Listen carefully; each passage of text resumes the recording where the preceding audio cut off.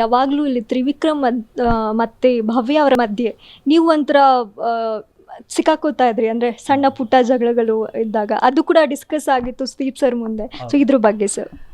Madam ಅದೇ ಅದು ಏನೋ ಆಟದಲ್ಲಿ ಎಲ್ಲೋ ಮಿಸ್ ಆಗಿ ಅದು ಭವ್ಯ ಮಾಡಿದ್ದು ನಾನು ನೋಡದೆ ಹೋದ್ನೋ ಇಲ್ಲ ನಾನೆಲ್ಲೋ ಫೇವರ್ ಮಾಡಿಸ್ದಂಗೆ ಅನ್ನಿಸ್ತು. ಅದನ್ನು ವೀಡಿಯೋ ನೋಡಿದಾಗ ನನಗೆ ಅನ್ನಿಸ್ತು ಶಿಟ್ ನಾನು ಫೇವರಿಸಮ್ ಮಾಡ್ತಾ ಇದ್ದೀನಲ್ಲ ಇವಳಿಗೆ ಅಂತ.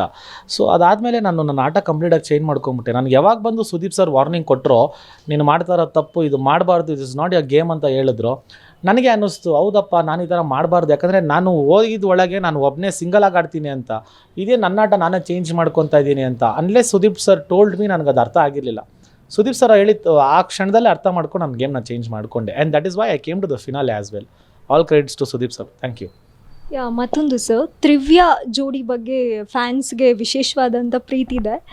ಒಂದು ಇವ್ರು ರಿಯಲ್ ಲೈಫಲ್ಲೂ ಜೋಡಿ ಆದರೆ ಚೆನ್ನಾಗಿರುತ್ತೆ ಅನ್ನುವಂಥದ್ದು. ಸೊ ಬಿಗ್ ಬಾಸ್ ಮನೇಲಿ ನೀವು ನೋಡ್ದಂಗೆ, ನೀವು ಕಂಡಂತೆ ಹೇಗೆ ಸರ್? ನನಗೆ ಅವರಿಬ್ಬರು ಜೋಡಿ ಆದರೆ ಇಷ್ಟ ಆಗಲ್ಲ ಮೇಡಮ್. ಅವಳಿಗೂ ಇನ್ನೂ ಒಳ್ಳೆ ಹುಡುಗ ಸಿಗ್ತಾನೆ, ಇವಳಿಗೂ ಇನ್ನೂ ಒಳ್ಳೆ ಹುಡುಗಿ ಸಿಗ್ತಾಳೆ. ಇಬ್ಬರು ಬೇರೆಯವ್ರನ್ನ ಮದುವೆ ಆಗಲಿ. 70 ದಿವಸ ನೋಡಿದ್ದೀನಿ ಇವ್ರಿಬ್ಬರನ್ನ, ತಿರ್ಗಾ ಏನು ಲೈಫ್ ಲಾಂಗ್ ನೋಡೋಕ್ಕಾಗುತ್ತಾ ಜೋಡಿಯಾಗಿ?